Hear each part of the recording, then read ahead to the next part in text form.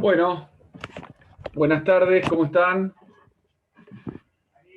Comenzamos las clases de Derecho Penal, parte general, hoy 15 de marzo.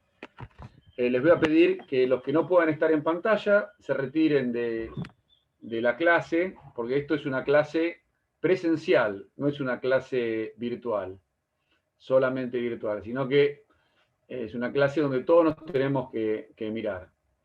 Así que quienes no tengan cámara pueden ver luego la clase grabada y así nos vamos a manejar. Pero vamos a tratar de hacer esto lo más real posible dentro de la virtualidad. Mi nombre es Daniel Adler, soy profesor adjunto de la Comisión 04. Esta cátedra está a cargo de la doctora Jorgelina Camadro, y ayudantes de la cátedra son los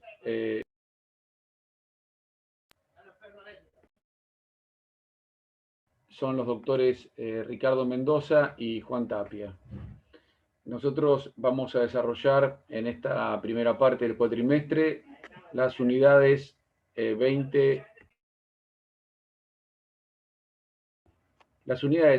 y 21, 7, 13, 14 y 19 del programa de estudio.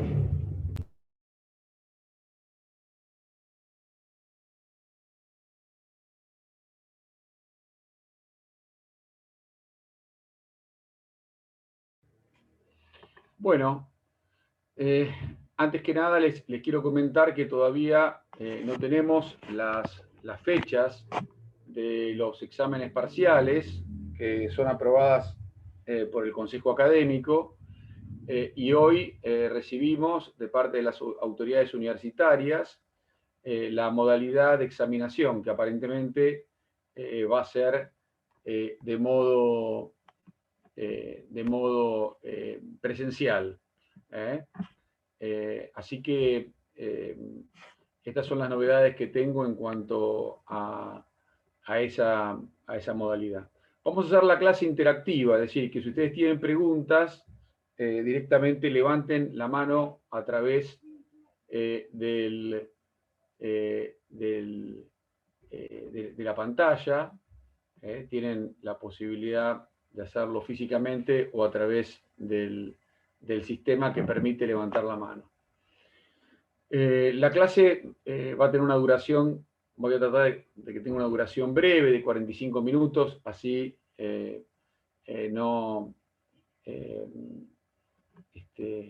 nos cansamos. Estamos todos un poco cansados de esta virtualidad, por eso digo de generar un sistema de virtualidad lo más real posible, y para eso necesito las cámaras, que ustedes tengan todas las cámaras. Fuoco no está fuera de cámara, Fernández, Pajela, Canario. Si no pueden tener cámaras, les pido que dejen la clase. Bien, ¿qué es el derecho penal?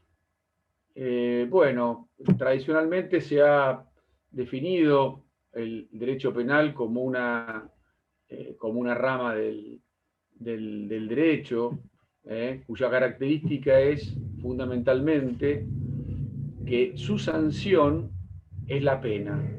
Es decir, a diferencia de otras ramas del derecho, donde las sanciones pueden ser restitutivas, reparatorias, en el derecho penal la característica principal es que su sanción es la pena. Y la pena es una aflicción para quien la sufre.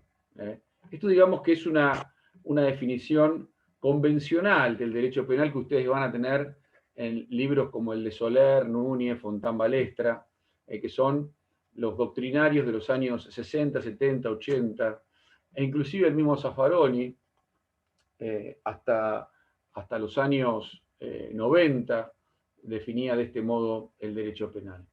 Luego, las concepciones de la criminología crítica llevaron al mismo Zaffaroni, a Bustos Ramírez y a gran parte de autores de mirada crítica a definir el derecho penal a partir de una mirada de la realidad que distingue el poder de policía de lo que es el derecho penal. Es decir, una cosa es lo que hace la administración, la policía, y otra cosa es lo que hacen los jueces.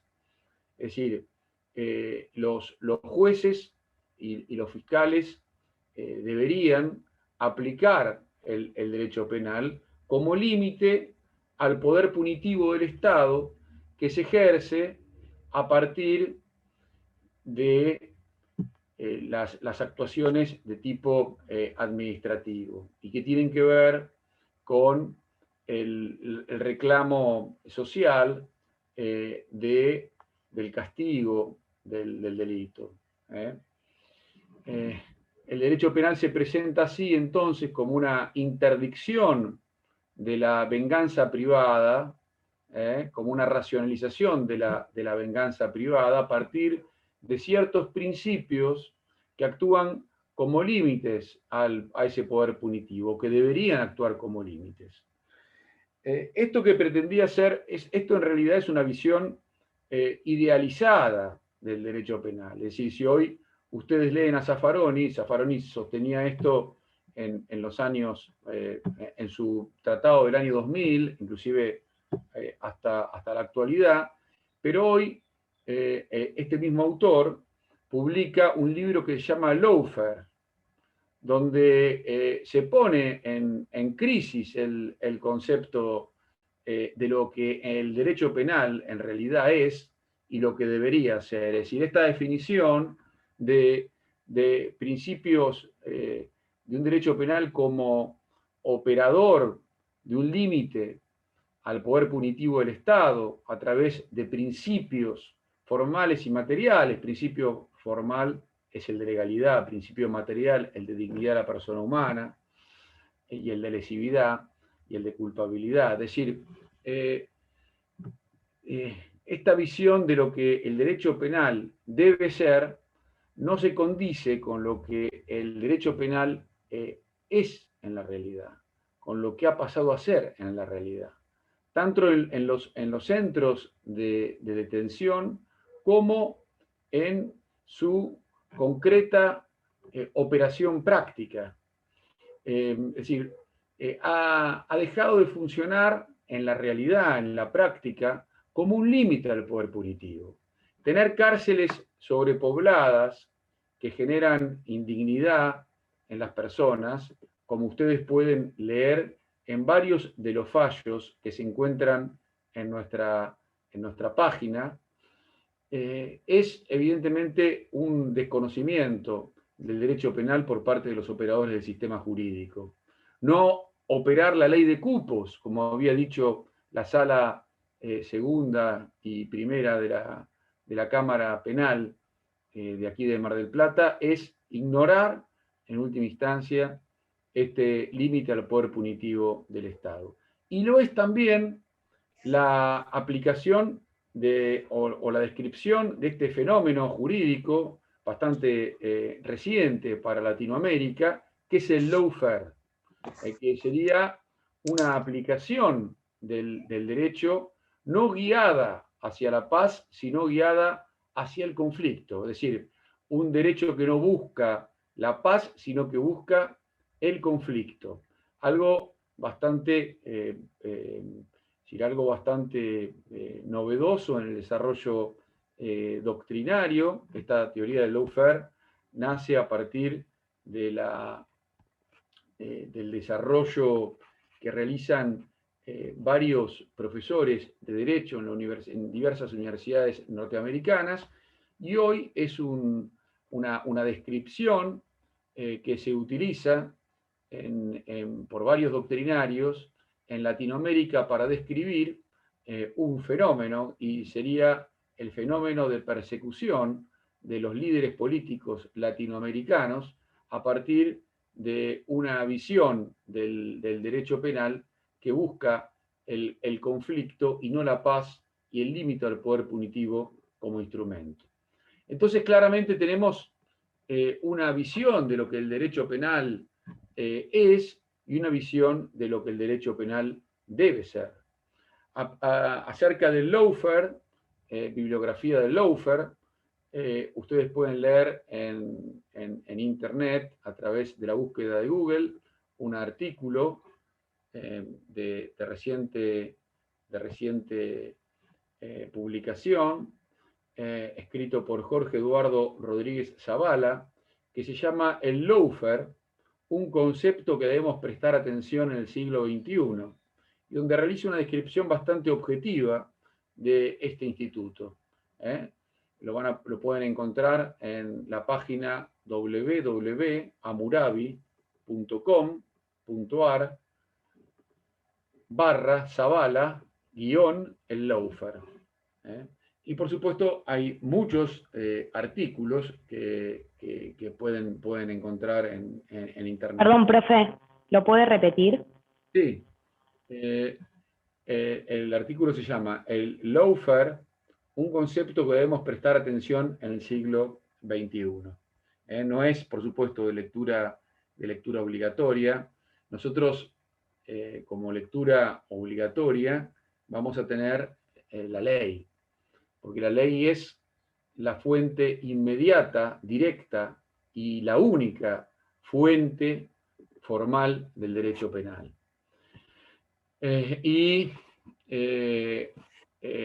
Van a tener distintos artículos. Esto es simplemente algo optativo que ustedes pueden leer si es que les interesa. Y pueden leer también el libro de Zaffaroni y Camaño, prologado por Ignacio Silva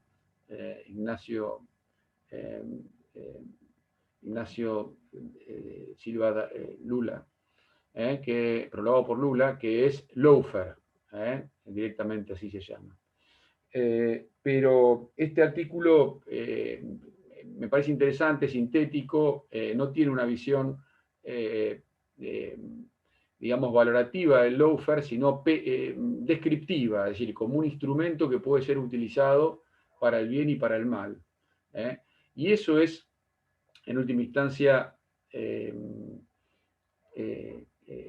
un fenómeno que, si bien es reciente en algunas cuestiones que son descriptas en Latinoamérica, digamos que es una práctica bastante antigua en el mundo. Ustedes van a ver que quienes sostienen esta concepción tienen una concepción materialista de la justicia y del derecho penal. ¿Esto qué significa? Que el derecho penal, en última instancia, es un instrumento de dominación y no un instrumento de liberación. Si ustedes van a la escuela clásica del derecho penal y a la concepción clásica del derecho penal, el derecho penal siempre va a ser un límite al poder. Y por eso el derecho penal, en esta concepción clásica, que es sostenida, entre otros, por Francesco Carrara, tiene siempre un concepto de liberar al individuo. Por eso genera tanta satisfacción a la administración de justicia cuando una persona que ha sido injustamente perseguida es finalmente liberada por el fallo de los jueces o por el retiro de la acusación de los fiscales. Y para muestra basta un botón. La persecución política que sufrió el capitán Dreyfus y que llevó al famoso Yo acuso de Émile Zola. Es decir, esto es altamente motivador para aquellos que abrazan la inspiración, abrazan el derecho penal como fuente de inspiración de su motivación jurídica. Bien. Dicho esto, entonces, les decía que nosotros vamos a requerir como una herramienta fundamental el estudio de la ley, y el estudio de la ley penal. Es decir, ustedes tienen que estudiar del Código Penal, las normas del Código Penal que tienen que ver con los temas de nuestra materia. Si es un instrumento que lo vamos a utilizar durante las clases. El Código Penal es el Código Penal y las leyes complementarias y suplementarias, que son muchísimo más extensas que los 300 y pico de artículos que tiene el Código Penal. Si ustedes toman un Código Penal, no sé si alguien tiene un Código Penal a mano. A ver, ¿quién tiene un Código Penal a mano? ¿Nadie? ¿Todavía? A ver. ¿Alguien tiene un Código Penal a mano? A ver, Camila, ¿usted tiene un Código Penal? Sí.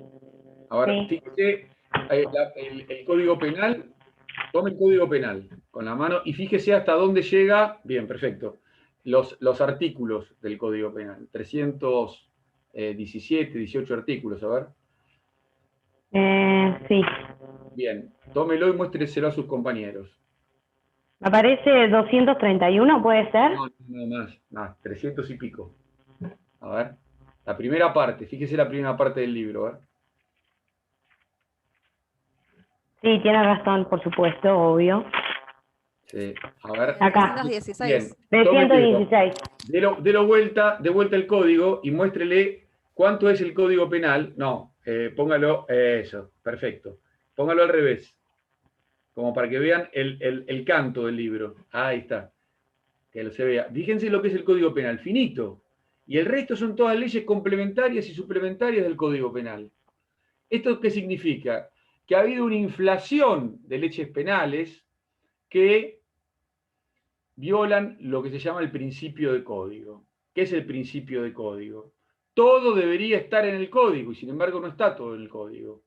Hay un sinnúmero de leyes complementarias y especiales que tenemos que conocer, tenemos que tener idea de que existen, porque el día de mañana nos puede tocar un caso siendo abogados defensores, jueces o fiscales, y ustedes van a tener que saber que existe una ley penal tributaria.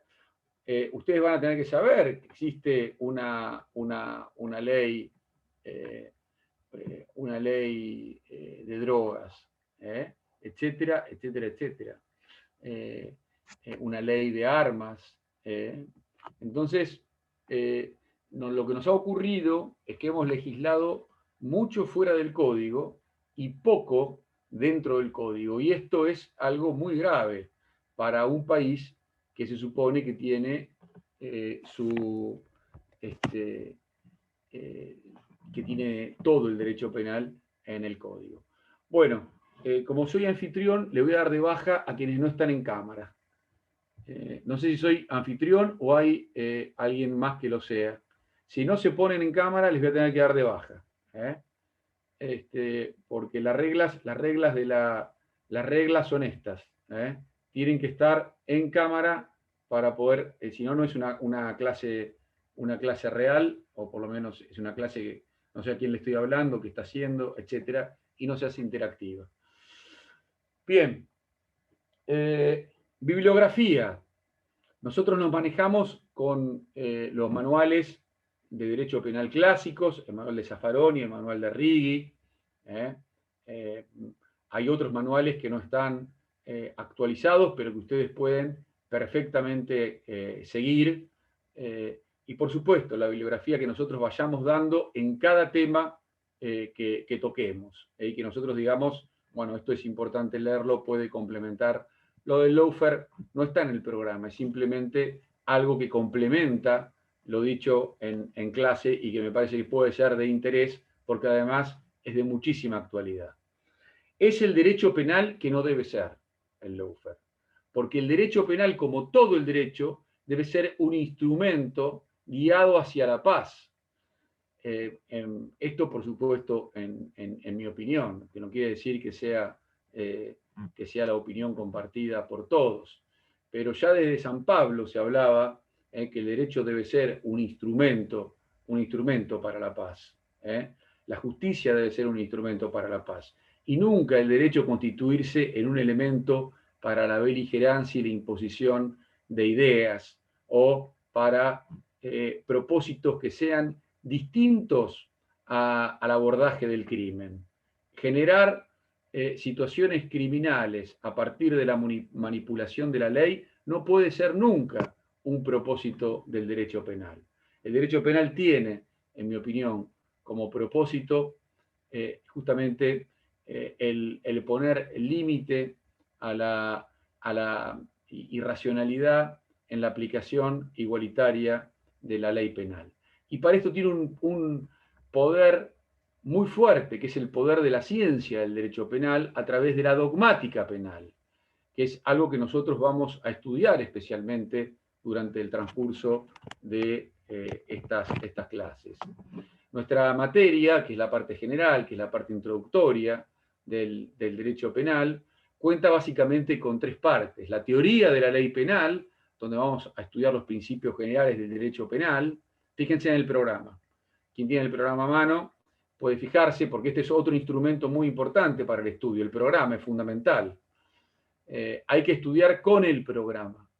Ustedes tienen tres partes: la teoría de la ley penal, la teoría del delito y la teoría de la sanción penal o teoría de la pena. Este es el contenido de la parte general del derecho penal. En la teoría de la ley penal van a estudiar, que es de la unidad 1 a la 6, van a estudiar todo lo que significa la interpretación de la ley penal, dónde se aplica la ley penal, cuándo, principio de ley penal más benigna, la historia del derecho penal, los principios. En la teoría del delito, es la llamada dogmática propiamente dicha, la dogmática o la teoría del delito, es una construcción típica de los penalistas y que está consagrada tanto en el derecho continental europeo como en el derecho latinoamericano. Los ingleses conocen la teoría del delito, pero ellos tienen un sistema que se basa más en los antecedentes y no desconocen la teoría del delito, pero no tienen una concepción más abierta del delito, más cercana a lo criminológico, con posibilidades de ser creativos, que lo que nosotros hacemos, que es la aplicación de la teoría del delito con los elementos del delito. Ya nos vamos a referir a continuación a esta cuestión. Y por último, la teoría de la pena, que nosotros vamos a comenzar hoy a decir algo sobre la teoría de la pena porque es la primera unidad que me toca dar a mí, vamos a estudiar cuáles son las penas, cómo se deben aplicar, qué alternativas hay a las penas y al derecho penal, a quiénes se aplican las penas, etc. Este es el contenido del derecho penal, parte general. Es la introducción al derecho. Ustedes con esto inician su carrera de penalistas y es probable que no vuelvan a ver los contenidos de esta materia si no es en situaciones de posgrado, es decir, que estudien bien porque se van a recibir con esta materia de profesores, o se van a recibir no de profesores, sino de abogados en parte general. Así que es muy importante conocer los instrumentos generales del derecho penal. Bien, luego que aprueben esta materia, van a cursar Derecho Penal, parte especial, donde van a ver cada uno de los delitos en particular: el homicidio, el abuso sexual, la defraudación, los delitos de corrupción pública. Ahí van a ver específicamente cada uno de los delitos y van a hacer un estudio de los elementos constitutivos de estos delitos. Luego van a tener lo que se llama derecho procesal penal, que es el cómo se aplica el derecho penal. Son todas las reglas necesarias para llevar adelante el principio constitucional de defensa en juicio, que funda todo el derecho procesal penal. Es decir, porque no puede haber pena sin juicio previo. Nosotros estamos muy acostumbrados a los juicios previos televisivos, al juicio previo que realizamos nosotros desde nuestro fuero íntimo a las conductas de los demás. Juzgamos porque es una conducta quizás natural la del juicio, pero se exige algo más para aplicar una pena. Se exige el juicio previo. Y el juicio previo funda este derecho de defensa en juicio, que es un principio constitucional previsto en el artículo 18 de nuestra Carta Magna. Bien, vamos entonces, dicho todo esto, ya a entrar a la unidad, a las unidades 20 y 21. Nosotros no tenemos muchas clases, así que tenemos que ir más o menos rápido, y los conceptos que ustedes no entiendan, no comprendan, o quieran que el profesor haga una explicación de tipo ampliada, lo pueden hacer directamente a través de preguntas, en lo que pretende ser una clase interactiva, o luego, si no, a través de los correos. Bien, ¿alguna pregunta hasta aquí? Vamos a tratar de usar el sistema oral. Bien.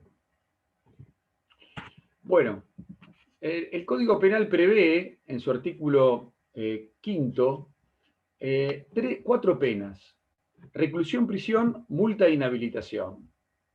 Ahora, en realidad, estas son las penas para las personas físicas, pero a partir de varias leyes especiales e inclusive de reformas al Código Penal, hoy contamos también con penas para personas jurídicas, no solamente para personas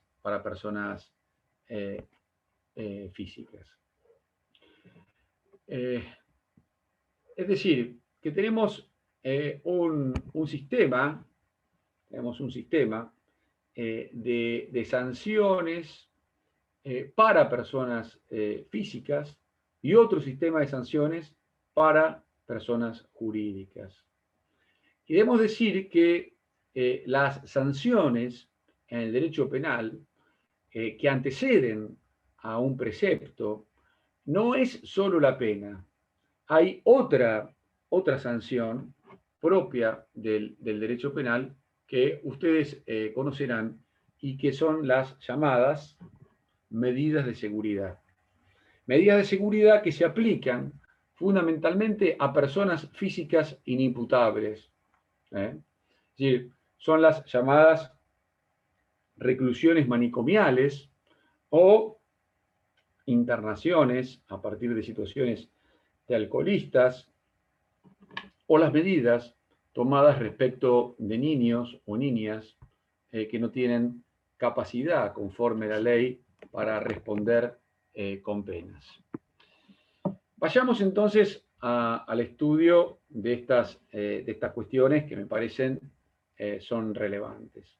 Entonces debemos decir que nosotros tenemos un sistema dual de penas o medidas de seguridad, conforme la llamada escuela clásica del delito. Nuestro Código Penal recepta la idea de que hay responsabilidad por el acto y que la libertad es un presupuesto de la pena. Esto a diferencia de los sistemas vicariantes donde se confunden pena y medida de seguridad, propias de la escuela positiva del delito, donde se responde por lo que se es y no por lo que se hizo, donde el concepto de responsabilidad social, como pasa en la Escuela de Defensa Social francesa, es en realidad el paradigma. Ahora, esto no significa que las cuestiones a veces sean tan claras y tan sencillas, a punto tal que la Corte, en un fallo que les recomiendo, lean, al menos lean la doctrina, lean lo que dice, que se llama Gramajo, ha establecido que se debe responder por lo que se hizo y no por lo que se es. Este es el llamado derecho penal de acto, receptado entonces tanto por la doctrina penal como por la Corte Suprema de Justicia de la Nación. Ahora bien, hay situaciones donde que están vigentes. ¿Qué pasa, por ejemplo, qué pasa con el caso Robledo Puch? ¿Quién conoce el caso Robledo Puch?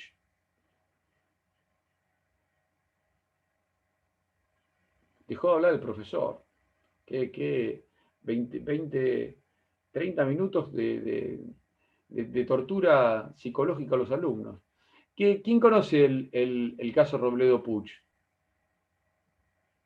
A ver, Cilia, desmutese nomás. Cecilia. Sí. Cuéntenos. Y bueno, era una persona que, Perdón, hasta donde yo sé vive. bueno, perdón,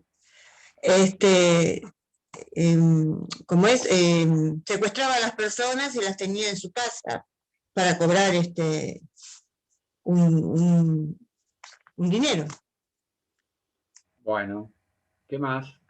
Y bueno, y Está al bien, final, usted sabe eso. ¿Alguien más sabe algo de Robledo Puch? al Porque no es, final no es exacta la información. no, ¿Alguien más sabe algo de Robledo Puch? ¿No se recibió de abogado hace poco? Profe, No, no sé, eso no, Es no lo un sé. Pero Eh, no es el dato. asesino en es un, serie, es un profesor. Júzguenlo con lo que asesino. venimos diciendo. ¿Quién Es más? un A ver, Solange. asesino. profe, Sí. sí, buenas tardes. No, salí a robar con el amigo, con el cómplice que era el amigo, y bueno, mataba a las víctimas. Entiendo que la compañera se confundió con Pucho, que ¿Qué puede secuestró. ser? Exactamente, exactamente. Muy bien. ¿Qué más? ¿Qué más nos pueden decir? ¿Qué noticia de Ah, actualidad han sí. leído? Está bien, Esther, ya participó. ¿Qué más nos pueden decir de Robledo Puch? Robledo Puch fue condenado a prisión perpetua por homicidios. Le decían el niño, tenía una cara angelical. Busquen las noticias. Hay mucha información. Fue condenado a reclusión perpetua con accesoria de reclusión por tiempo indeterminado. Es decir, aquí conviven en la pena Robledo Puch la pena con la medida de seguridad. Es el único supuesto en nuestra legislación de convivencia entre entre el derecho penal de acto y un derecho penal que apunta a la peligrosidad. Que no ha sido declarada inconstitucional.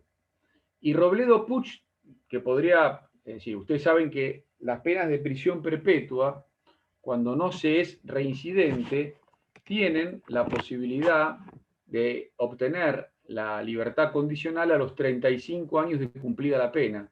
Antes era a los 20, con las leyes Bloomberg de los años 2003, 2005, que fueron aprobadas en el gobierno de Néstor Kirchner. Miren qué paradoja, ¿no? Un gobierno progresista aprobando leyes regresivas. Esto pasó.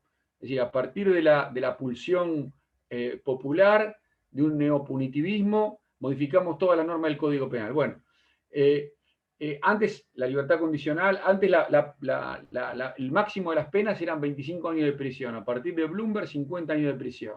Y esto sucedió durante el gobierno, fue en el año 2004-2005. Es decir, no fue durante el gobierno, un gobierno distinto de un tinte, digamos, neoliberal. No, fue durante un gobierno progresista que tuvimos un terrible retroceso en materia de leyes penales. Luego esto se quiso reparar con el proyecto Zaffaroni, pero finalmente el proyecto Zaffaroni no tuvo éxito sobre el año 2014. Y bueno, hoy tenemos un código penal que es una serie tiene una serie de modificaciones que son totalmente asistemáticas. Bueno, al margen de esto, Robledo Puch se podría haber ido hace rato en libertad condicional. Sin embargo, si le aplicó... ¿Sí, quién habla? Yo, Solange, le hago una consulta. Esto que nos decía usted para leer de Gramajo tiene que ver con esto, ¿no? Con la constitucionalidad de la reclusión. Sí, exacto, porque la reclusión accesoria por tiempo indeterminado se daba en dos supuestos. En los casos del artículo 80, en los homicidios calificados, que es el caso de Robledo Puch, y en los casos de multirreincidencia del artículo 52. La Corte solo declaró la inconstitucionalidad en Gramajo para el artículo 52, no para el artículo 80. Por eso Robledo Puig todavía está preso. Y se le aplicó a él una pena más una medida de seguridad, que muchos dicen que es una pena, pero bueno, tiene una característica típica de medida de seguridad porque no vence. Y nadie se animó a largar a Robledo Puig. Esta es la realidad. ¿Por qué? Por temor a que volviese a cometer un delito.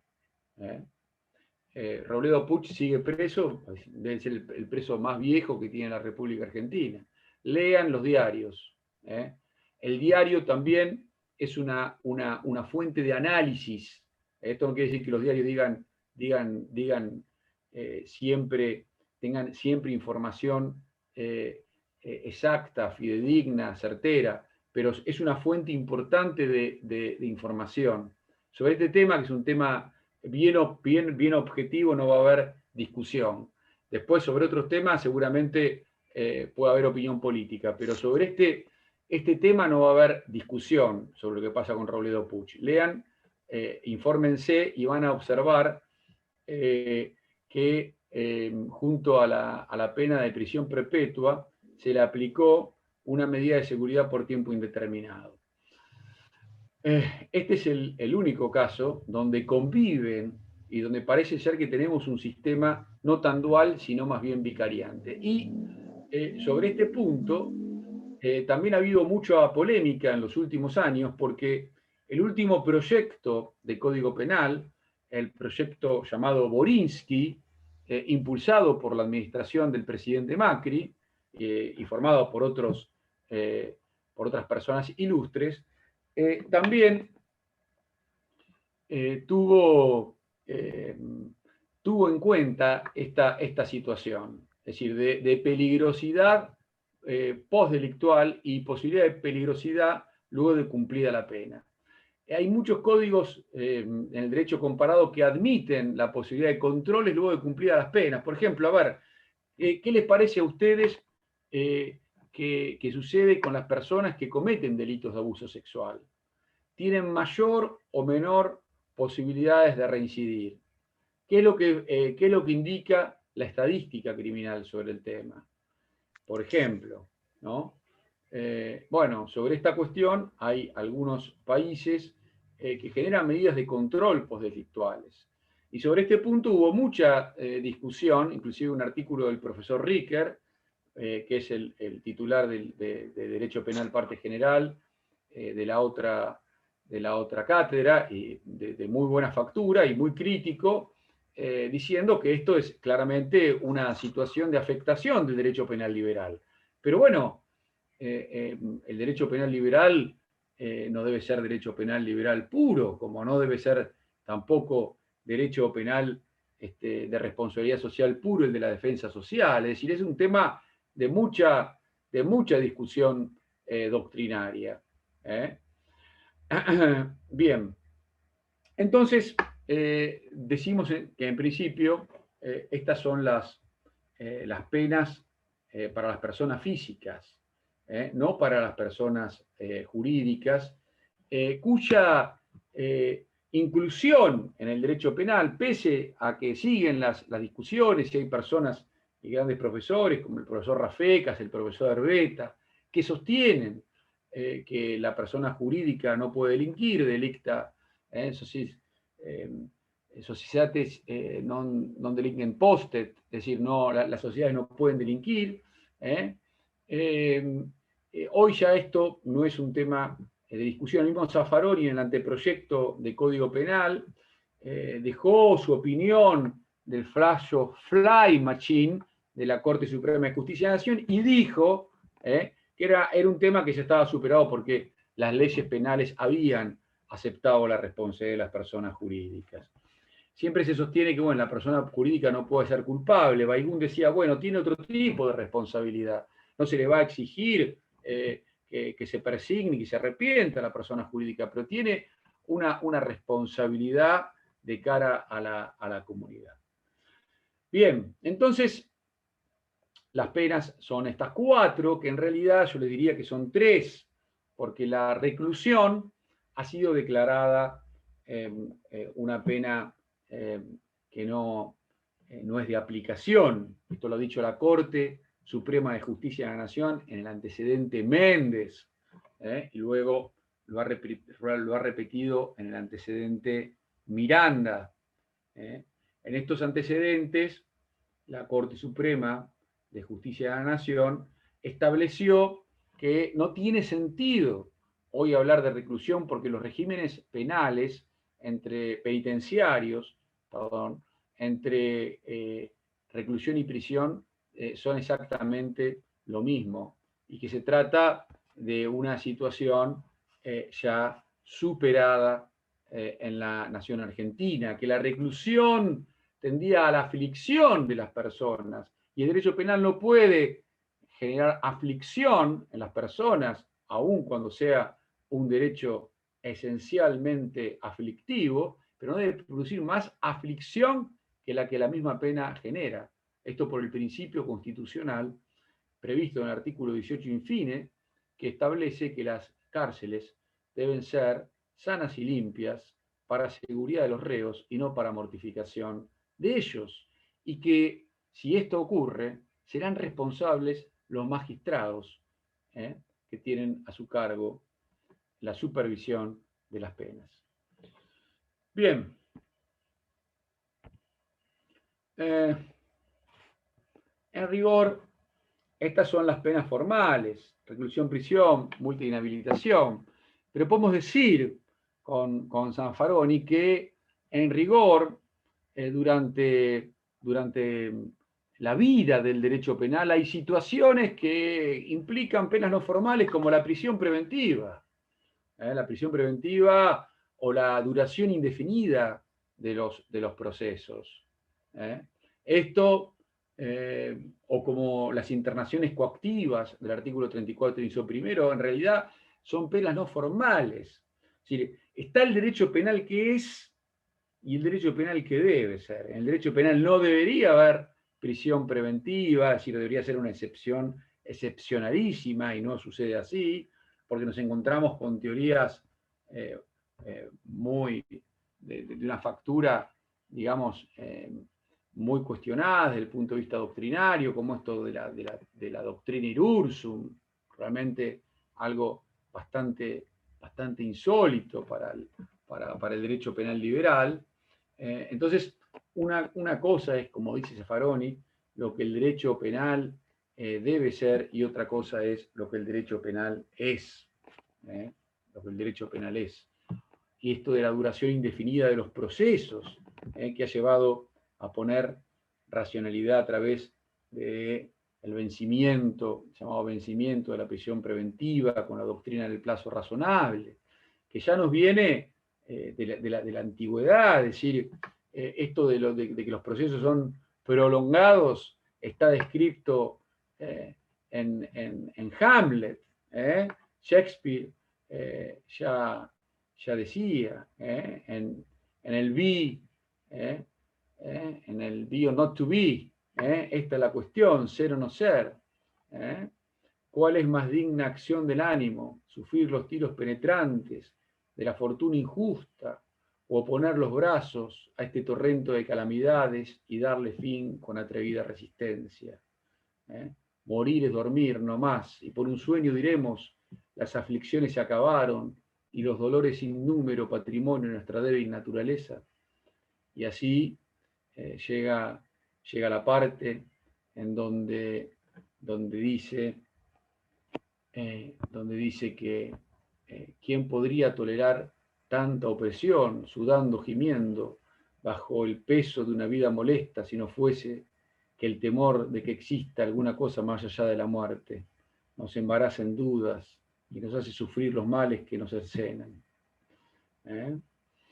Bueno, y allí es donde habla: si no fuese por todo esto, bueno, no tendría que de ningún modo poder soportarse la calamidad de los procesos sin fin.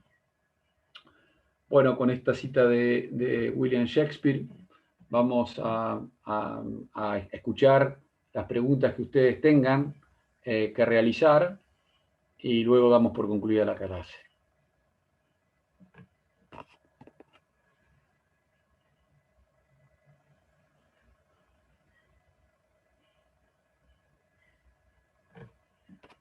A ver si tengo preguntas en el chat. Bueno, no hay preguntas en el chat. Bueno, mañana van a tener clase con los doctores Mendoza y Tapia. ¿Alguna pregunta? Profe, disculpe. Buenas tardes. ¿Hay algún cronograma subido ya? ¿Quién es, Sabrina? Sabrina, sí. No, porque no pudimos todavía formar los cronogramas hasta no tener. Graciela Funes, hoy es la unidad 20, que es pena. Sabrina, todavía no tenemos posibilidad de formar el cronograma hasta no tener las fechas de exámenes. Ah, ok. Gracias. Pero hoy conmigo ustedes comenzaron a ver la unidad 20 y la van a ver también la clase que viene. Okay. Profe, gracias. profe, una consulta. ¿Podría repetirme las 4 penas? Porque entendí... Artículo 5 del Código Penal, reclusión, prisión, multa e inhabilitación. ¿Qué otra pregunta? Pero reclusión y prisión fue declarada de no aplicación, dijo. Sí, lo que acabamos de explicar, pero sigue Bien. estando vigente en el Código Penal, a punto tal que hay fiscales y jueces que la aplican. ¿Qué otra pregunta? Profesor. Sí, la iba. ¿Qué tal? Buenas tardes. Hago una consulta. Me incorporé tarde a la clase por un tema de conectividad. ¿Material de estudio va a ser el que se disponga en la página, en el link? ¿O Ustedes tenemos que tienen recurrir? dos páginas. La del aula virtual, que es muy vieja, que se llama Aula Penal. Van a ver la descripta en el aula de la facultad. Van a tener una remisión a esa aula. Y además el aula formal de la facultad. Pero nosotros últimamente nos estamos manejando con el aula formal de la facultad. Bien. Bueno, muchas gracias. Pero, bueno, por supuesto tienen los manuales de Derecho Penal para estudiar, el manual de Righi, el manual de Zaffaroni. Estos básicamente son los manuales más actualizados. Y, por supuesto, el Código Penal, porque esto es una materia codificada. Hay mucha teoría, mucha doctrina, pero hay ley, y hay que conocer la ley. ¿Qué otra pregunta? Profe, los tomos de Soler, ¿no? Sí, por supuesto, Soler es una obra excelente, pero bueno, no está actualizada, tiene una visión causalista, no finalista, nosotros seguimos una orientación finalista, pero nada impide que usted estudie ahí, es muy buena obra. Profesor, buenas tardes. Buenas tardes, Gloria. Yo quería preguntarle sobre las personas jurídicas, ¿cómo se aplica la sanción? Se aplica del mismo modo que a las personas físicas, a través del debido proceso. Es decir, tienen que ser imputadas, son imputadas a través de los órganos de responsabilidad y se las lleva a juicio. Del mismo modo que se las lleva a las personas físicas. Y ha habido sanciones a las personas jurídicas. Pero en la persona física cumple una pena, por ejemplo, o una sanción, pero la persona jurídica, ¿cómo sería? Claro, hay distintas sanciones a las personas jurídicas. Por ejemplo, la cancelación de la persona jurídica, la suspensión total o parcial de actividades, la clausura del establecimiento, la publicación de la sentencia condenatoria, la suspensión de patentes y marcas. Es decir, hay muchísimas posibilidades de sancionarla, la multa, la inhabilitación. Es decir, hay muchísimas posibilidades de sancionarla. Es decir, nadie va a llevar a una persona jurídica a la cárcel. Lo vamos a hacer el absurdo de encerrar el estatuto social en una prisión. Claro, eso de ya que no. Responde la persona jurídica con estas sanciones propias del derecho societario y además pueden responder las personas físicas que las representan y que han tenido la responsabilidad penal. Es decir, el director de la empresa, el presidente de la sociedad, etcétera, etcétera. Bien, muchas gracias. No, faltaba más. Bueno, entonces nos estaríamos viendo en la semana que viene. ¿Les parece bien? ¿Alguien quiere preguntar alguna otra cuestión? Vayan leyendo el contenido, los contenidos, porque con esto la clase se hace más rica, más interactuada, y bueno, podemos tener discusión sobre los temas. Lean sobre Robledo Puig, les va a interesar, y lean los diarios, porque hay muchas noticias de actualidad que implican aplicación del derecho penal y que son muy interesantes de discutir en clase, más allá de los protagonistas. Y si por supuesto a mí no me toca actuar en el caso, por supuesto que puedo tener una opinión como profesor y abrir el debate sobre estas cuestiones. Les mando un gran abrazo y buen inicio de cursada. Me alegro de verlos a todos y bien. Un fuerte abrazo. Muchas gracias, profe. Chao, profe, gracias. Gracias, profe. Gracias, profe. No, gracias.